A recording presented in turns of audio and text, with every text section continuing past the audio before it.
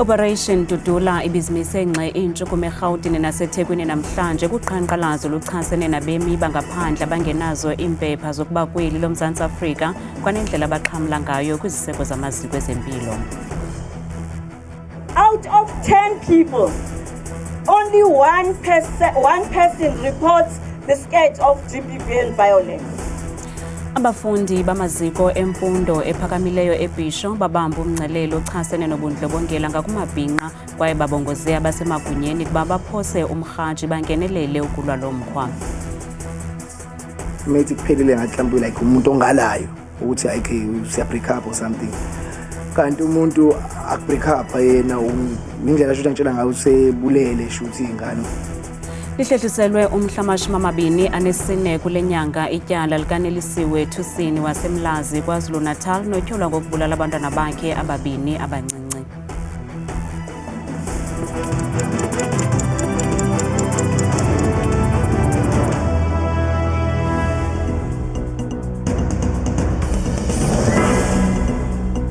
Sinamkele kwindaba zethu andaba ndodwa andaba nophumza sikhumba noyitolikyo olwimi lwezandla Bhotani Mzontsundu. Operation Dudula namhlanje imise engxe intshukumo eRhawutini naseThekwini nalapho kubanjwe khona uqhankqalazo oluchasene nabemi bangaphandle abakweli ngokungekho semthethweni. Lo mbutho uphinde wabongoza urhulumente weli kuba abeka abemi beli phambili kumacandelo ezempilo kwaye lo mbutho uye wanikezela ngoxwebhu lwezikhalazo kwikomishoni yamalungelo oluntu. I-Operation Dudula ithi ayizukuyeka ukulwa nabemi bangaphandle abakweli loMzantsi Afrika ngokungekho semthethweni. Itenza kube nama-xenophobic attacks yile nto eniyibona today la. Because le ndelelo esiyibona today, not wonke umuntu can tolerate it. Our police have failed once again to do their job. And I just want us as South Africans ukuthi nibone. Look at them. Protecting our foreigners over us South Africans. Amalungu Operation Dudula athi bonke abemi bangaphandle mababuyele emazweni wabo. Sikhalo samsiwan. Why uRamaphosa asayida nama-Nigeria? Why uRamaphosa angafuni ukuhambisa ama-foreigner? Umntanami today ufile ngendaba ye-foreigner. Kusenjalo kwiphondo laKwaZulu-Natal lo mbutho ubambe uqhankqalazo isithethi se-Operation Dudula KwaZulu-Natal uSifiso Manyala sithi ikomishoni yamalungelo oluntu mayingabambisani nemibutho yasekuhlaleni echasene nabemi beli. Human Rights Commission in collaboration with these NGOs, talk of abahlali basemjondolo, Seri and others and the Helen Suzman Foundation, they took Operation Dudula to court. They want to protect illegality. They want to defend the foreign nationals who came into this country illegally. So what you are saying to Human Rights Commission, we say Human Rights Commission, stop misinterpretation of the Section 27 and collaboration and partnering with the NGOs that we don't know what is their agenda, especially in South Africa. I-Operation Dudula ithi ayizophela amandla izoqhubeka noqhankqalazo de izikhalazo zayo ziviwe. Abafundi bamaziko emfundo ephakamileyo eBhisho eMpuma Koloni babamba umngcelelo ochasene nobundlobongela obusekelezelwe kwisini nalapho bebememelela ungenelelo olukhawulezileyo ukujongana nenani elikhulayo lamatyala obundlobongela obusekelezelwe kwisini kumaziko emfundo ephakamileyo kweli phondo. Lo mngcelele uxhaswe ngumphathiswa wemfundo ephakamileyo noqeqesho uGqirha Nobuhle Nkabane nohlabe ikhwelo lokuba kungenelelwe ngokungxamisekileyo ukuqubisana nempatho egadalala kumaziko kwemfundo. Bangaphezu kwama-400 abafundi abaphuma kwiidyunivesithi ezohlukeneyo abangene ezitalatweni eBhisho eMpuma Koloni behlaba ikhwelo kumagosa karhulumente ukuba aqinise ukhuseleko emva kokubulawa komfundi wasedyunivesithi yaseFort Hare uNosicelo Mcebeni ngumntu ekholelwa ukuba wayehlekisana naye. 2 months ago, WUSU had an incident where a young student was shot dead on campus. Not just that, I think a couple of months after, another a person was also shot dead in the same institution. The department right now is currently developing a framework to ensure that there is safety on campuses, but we will also be working with police, and that's why they are also here to kind of strengthen that particular framework. Abafundi bathi indawo abahlala kuzo ezikampasini azikhuselekanga kwaphela. Ama-student wethu amaninzi awasuki kwama-community afunda kuwo, so awaziwa i-community. It's not akulokho lula ukuthi i-community bakhusele because abakhulelanga khona. So sithi ke ngoku amapolisa siyacela ukuthi at least angenelele protecteni ama-students, especially ngezikhathi kungenwa ngazo emacampusini. Uluhlu lwezikhalazo lamkelwe ngumphathiswa uNkabane kunye nomphathi ojongene nezemfundo ephondweni uMnumzana uFundile Gade, nothe waqinisekisa ukuba urhulumente wephondo useke ikomiti kunye negqiza elikhethekileyo eliza kujongana nalo mba. We are already having established a ministerial committee which is going to dovetail the content of this particular petition.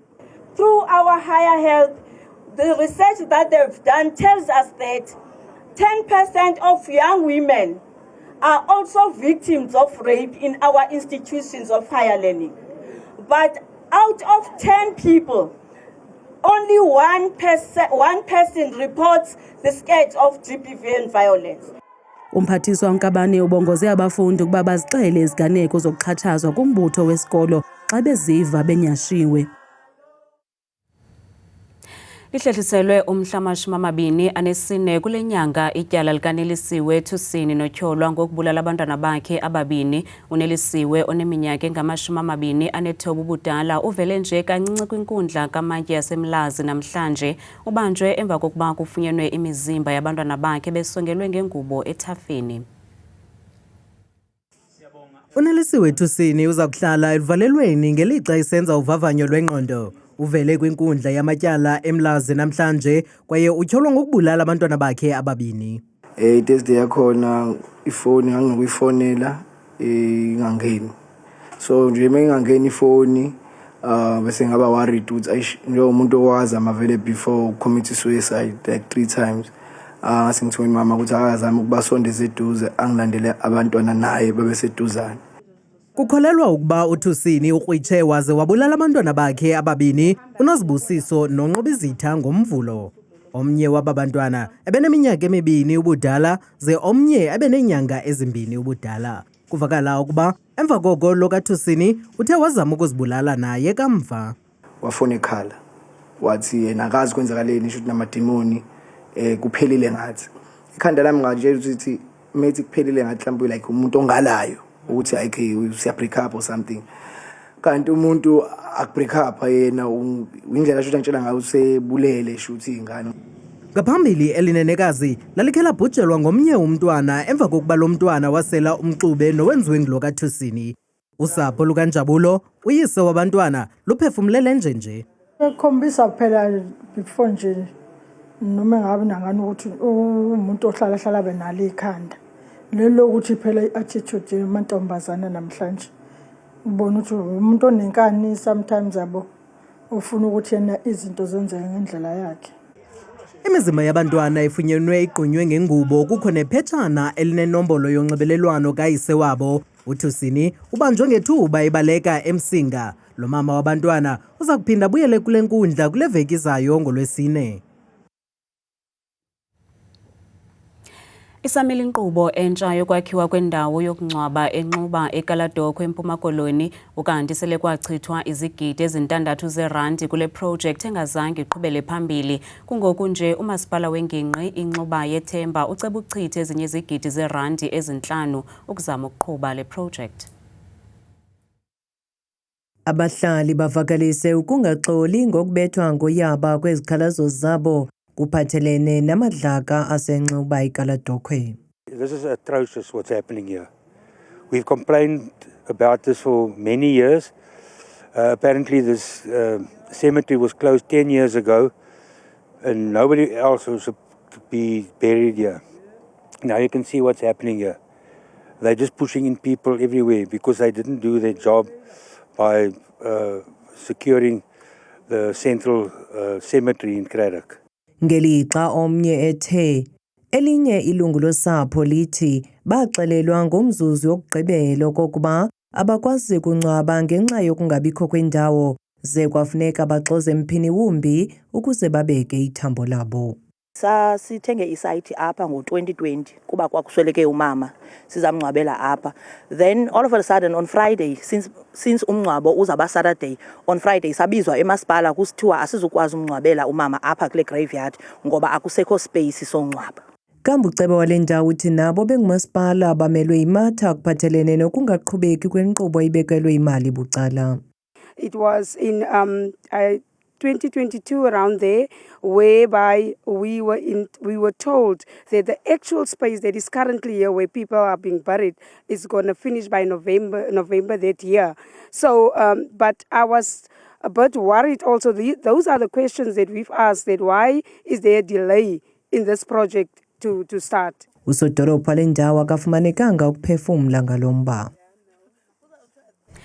Mongameli uCyril Ramaphosa uphinde wayibethelele yokuba ikomishoni ephanda ngezityholo zobuqhophololo esipoliseni iza kuziphendula ngokupheleleyo izityholo ezifakwe ngumkomishina lamapolisa KwaZulu-Natal uNjengele Nhlanhla Mkhwanazi. Kusenjalo umongameli uthi nangona kukho ukungaboni ngasonye mvanje phakathi kwamalungu orhulumente obumbano iGNU ngamafuphi, kodwa onke amaqela azimisela ukusebenzisana ukuphucula eli lizwe. Okukuvakalise ngethuba ephendula imibuzo kwindlu somthetho kazwelonke malunga nevoti yakhe yohlahlo lwabiwo-mali namhlanje. I said yesterday, and I will repeat again, as a country that is committed to the rule of law, the procedural fairness to transparency, we will ensure that the allegations made around corruption in the upper echelons of South Africa Police Service will be fully ventilated in the Commission of Inquiry process. There have indeed been disagreements and disputes among GNU members, as you would expect them to be. And yet, despite those differences, the GNU partners have chosen to work together for the common good of all South Africans. Iqula lase-United Kingdom lithatha amanyathelo omthetho ngakwinkampani yokungcwaba iDoves Funeral Services ezinze eVaal ngelithi ayizange iqhube ngendlela enesidima inkonzo yomngcwabo kamamazala wakhe. Umnumzana uCraig Caldwell uthi belusapho bafuna imbiyekezo, kanti le nkampani etyholwayo kule ntsindabadala ithi abasebenzi bayo baphathwa gadalala ngobuhlanga ngethuba olusapho luphakamisa esi sikhalazo. Usapho olunxungupheleyo lwaseVanderbilt Park luthi alukakholelwa indlela umzi wabangcwabi wakwaDoves oye waphatha gadalala ngayo umzimba kamama wabo. Imagine if you open the casket and you expect to see your mother prepared and you see that your mother's wrapped in plastic, then remove the plastic and find that they haven't even touched the body, not combed her hair, not closed her mouth, not closed her eyes. And this sounds horrible, but the mother looked like a ghoul. It was something out of a scary movie. uCaldwell nongumkhwenyana kweli khaya uthi unxibelelwano lwaqhawuka ngokupheleleyo nomququzeleli womngcwabo xa usapho lwalufuna ukuba lo mzi wabangcwabi uthwala uxanduva. Noxa kunjalo abakwaDoves kwelabo icala bayawakhaba la mabango. Two wrongs don't make a right. I acknowledge that what he is saying is not the standard that we have, but we work with humans under very strenuous circumstances. I apologize on their behalf. We will take corrective measure according to our internal processes. He testified myself in truth. I didn't comment. I kept quiet. He went on a rant this way. So when I excused myself, I said, "Sir, I cannot talk to you." And in fact, I blocked him. Urasenyalo uthi akuzibakho mbuyekezo ingakumbi kuba umngcwabo awuzange uhlawulwe ngokupheleleyo kwasekuqaleni. A service was rendered, a coffin was used, a hearse with fuel and staff members were used there. A service which the family never paid for. So what should be refunded? Kwingxelo ebhaliweyo enqonyela yakwaDoves uNomakhaya Solombela uthi le nkampani iyazisola ngesisehlo kwaye uza kuqinisekisa kwenziwa uphando ngalomba. Ngumqobo ukufumana amanzi kubahlali baseGranalarten endawo ezingqongileyo kwiphondo laseMntla-Ntshona yaye oko kunyanzelisa ukuba bachithe iiyure ezininzi befolele amanzi. Sekuphele inyanga aba bahlali bengenamanzi ngenxa yengxaki kwimibhobho ephehla amanzi kule ndawo. Ukanti bathi umasipala waseTshwaying naseNgakamudiri Mulema akakezi nesisombululo de kube ngoku. Isikolo sasekuhlaleni eRagweti lithemba lokugqibela ukunikezela ngamanzi kubahlali balapha asele begqibe inyanga bengenamanzi.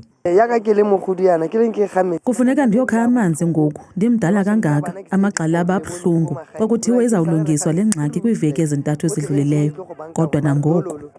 Abantu asele boluphele bathi kudala bajamelana nale ngxaki yokunqongophala kwamanzi. Ilali yonke ayinamanzi ngenxa yokungasebenzi kwemibhobho. Ngamanye amaxesha siwakhe ebusuku amanzi, kubanda kunjalo. Asiyompilo lesiyiphilayo. Nangoku sixabana nabantwana besikolo ngamanzi.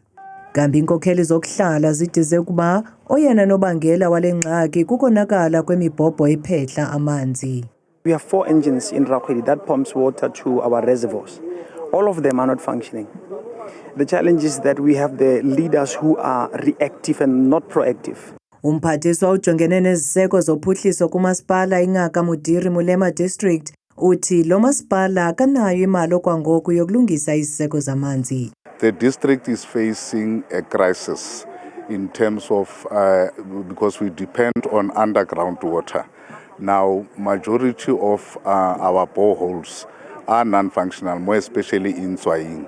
Kambe umphathiswa ukwathe umasipala uza kuqinisekisa ke ngoko kokuba abahlali benzelwa iqhinga lokuba bafumane amanzi. Umqeqeshi weBanyana uDesiree Ellis uthi soze ubelula kwaphela umdlalo wabo we-quarterfinals endebe yeWAFCON nabaza kudlala neSenegal ngomgqibelo. Banyana igqibe ihlele encotsheni kuGroup C kwaye ngoku iqaleshe ukuyikhusela ngempumelelo lendebe yeWAFCON. iBanyana ibhulele amasaka imali ngemvula yamanqaku amane eqandeni kumdlalo wayo wokugqibela kaGroup C ngokuhlwa ngomvulo. Eli qela likaDesiree Ellis ligqibe lisencotsheni kuGroup C ngo-7 points kwaye ngoku onke amehlo athe ntsho kumdlalo walo wokugqibela we-quarterfinals zale tumente yeWAFCON. iBanyana igqibe kwindawo yokuqala kuzo zonke ii-group stages zale tumente ngo-2018, 2022 nango-2024. Ezintshatsheli zeWAFCON azikabethwa kwimidlalo eli-14 ilandelelana kule tumente sukela ngo-2018. Kweminye imidlalo ye-quarterfinals, imali iza kutyelela eRabat nalapho iza kuqubisana nabasindleki iMorocco ngomso. Ze komnye umdlalo oza kuba seCasablanca, iNigeria iqubisane neZambia. Iqela eliza kuphumelela liza kudibana noMzantsi Afrika okanye iSenegal. I-Algeria iza kunquzulana neGhana komnye umdlalo we-quarterfinals ngomgqibelo. Ukanti lo mdlalo weBanyana neSenegal uza kuqala ngentsimbi yethoba ngokuhlwa ngomgqibelo ngokwexesha leli loMzantsi Afrika. Igwala kulonina, qulani niye maqobokazana kakade amadabeni waqhelile.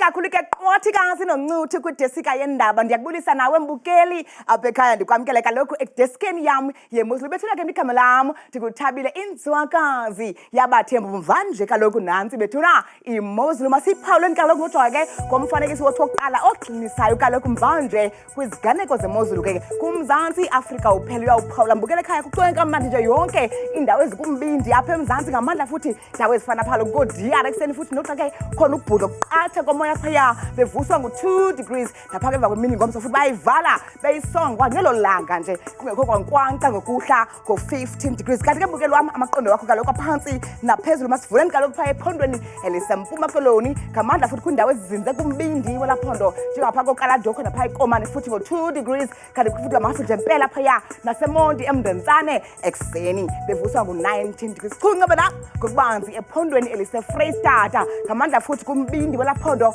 njengaphaya koBloemfontein futhi kwasekuseni ngo7 degrees kanti emva futhi bayisonga kamandi futhi ngecwingile nje langa phaya beyivala la mini ngo18 degrees zebenje njengobukeli wami phaya kaloku ephondweni elisentshona koloni futhi ngamandla kumazantsi nempumalelo phondo njengapha ko021 ekseni futhi abikwempela lo mafu ekseni ngaye kaloku la 6 degrees sinike ngokubanzi futhi kaloku bukele ekhaya phaya ephondweni elisen Northern Cape ngomso futhi ngamandla pha kumatla olaphondo njengapha kaloku Kurumane ekseni futhi inkwanka ingqele pha bevuka kakhulu ngaye la 5 degrees bukele ekhaya ithi kaloku imozulu phaya ephondweni futhi elisen Northwest ngomso ngamandla futhi kumazantsi nempumalelo phondo njengapha kaloku Bloemhof ekseni futhi naseKlerksdorp khona phaya inkwanka mpela phaya ngo12 degrees kanti ke baphila kanje phaya ephondweni futhi eliseGauteng ngamandla kuNdlunkulu namandla lapho njengapha kwePretoria futhi ekseni futhi kuyabanda ngo8 degrees lapha embindini koSprings ekseni namazantsi futhi ko6 degrees xa bevuka kusasa ngomso kanti mukele ekhaya kumantla futhi apha eMzantsi Afrika elophondo kaloku yiLimpopo njengapha kumazantsi olo futhi bilabile ekseni ngo10 degrees lapha kwintshona eThabazimbi bevuswa ku9 okucwengeka mane sehle njalo futhi kaloku ekhaya ngokubanzi jonge iphondo ngokubanzi futhi phaya kaloku eMpumalanga njengapha koSikhukhuza futhi nazi imvula zithe chacha yonke lantsasa ngo12 degrees napha koMbombela futhi ekseni ngabanda kakhulu ngo8 degrees bese kaloku apha ekhaya mandivale ke nam ndisonge phakathi ephondweni eliKwaZulu Natal ngamandla futhi incam nempumalelo phondo Richards Bay ekseni yimvula phaya ngo17 degrees napha koVryheid bevuswa ngo10 mna ndikuthebe kangaka xa shale myoli